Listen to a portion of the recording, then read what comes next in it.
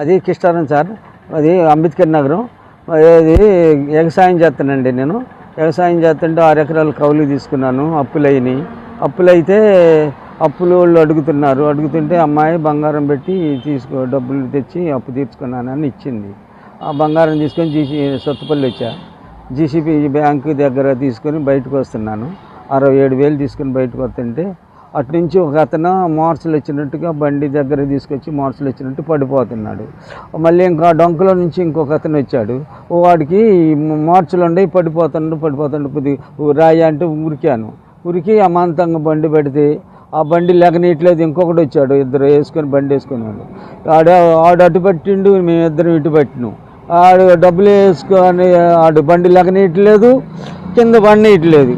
వీడు అట్టే ఉన్నాడు. ఈ మార్చలు వచ్చినోడికి మళ్ళీ ఉండగానే మార్చలు రాలేదు ఆడికి.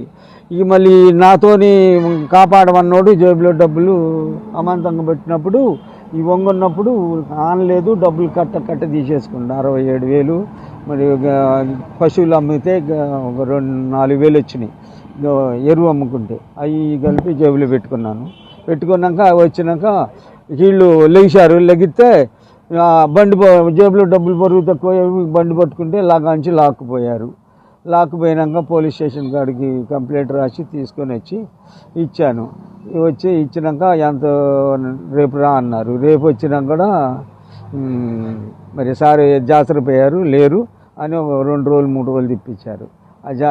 జాతర పోయి ఇచ్చినాక ఆడ నుంచి ఇంకొక వచ్చి ఆడ పంపించను మరి అని అన్నారు. పంపిస్తే వాళ్ళు దొరికినారు. గుర్తుపడతావా అన్నారు. పడతా సార్ అన్న. నువ్వు రేపు రా అన్నారు. రేపు వచ్చినాక 2 రోజులు అయినాక రా అన్నారు. 2 రోజులు అయినాక వచ్చా.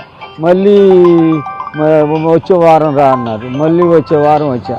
దాని నుంచి మళ్ళీ ఏమన్నారు, మేము దొరికినట్లే మేము పట్టుకొని మీకు చెబుతలే అన్నారు. ఎంతవరకు ఏ మాట చెప్పట్లేదు.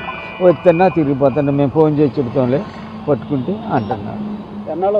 ఇది అవి ఇప్పుడు నెల వెళ్ళి ఇది 2వ నెల. ఏమంటున్నారు? ఈరోజు వచ్చారు కదా, ఈరోజు అసలు లేరు సార్, లేరు. నిన్న వచ్చా సార్ లేరు. వచ్చినప్పుడల్లా రేపు రా మాపు రా అంటున్నారు. జరిగే విషయం అదే.